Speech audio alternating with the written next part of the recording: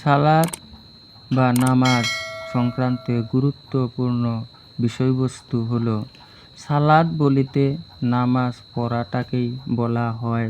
তবে যখন সালাতের জন্য দাঁড়ায়, এই হতো প্রকৃত অনুবাদ, কিন্তু তারা দাঁড়ায় সালাতের দিকে।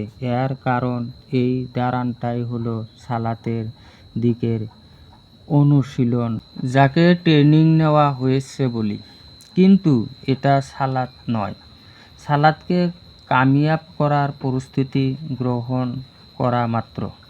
দেহের বিভিন্ন উঠানামা, বসা, হাত তোলা এবং মাথা নত করা ইত্যাদি অঙ্গি ভঙ্গিগুলো মোটেই সালাত নয়।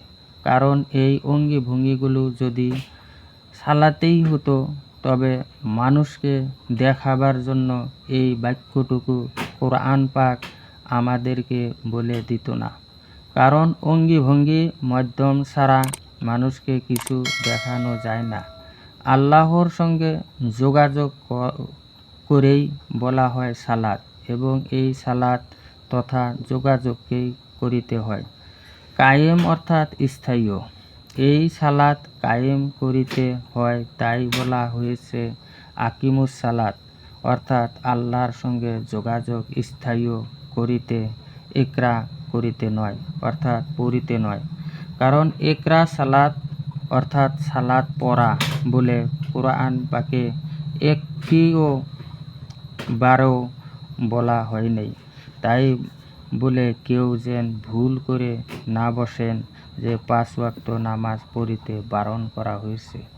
কারণ এখানে নীতি নির্ধারণের আলোচনা হয়েছে, প্রয়োগ পদ্ধতির আলোচনা নয়।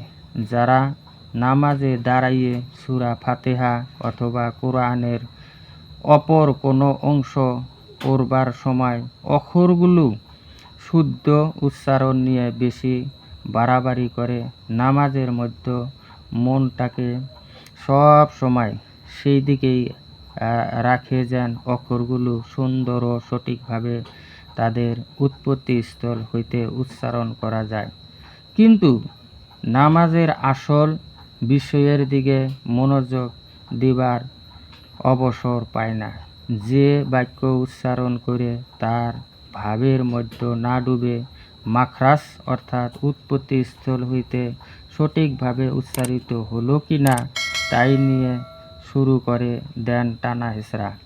তিনি কেমন করে তার অর্থের মাঝে ডুব দিবেন?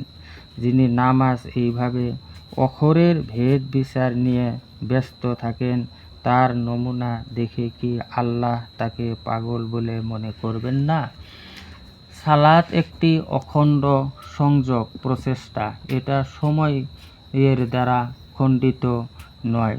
যদিও 5 বার আনুষ্ঠানিক সালাত পালন করা শরীয়তে বাধ্যতামূলক বিধান রাখা হয়েছে, কোরআন 5 ওয়াক্ত সালাতের কথা উল্লেখ করেনি, কারণ তা মূলনীতি নির্ধারক।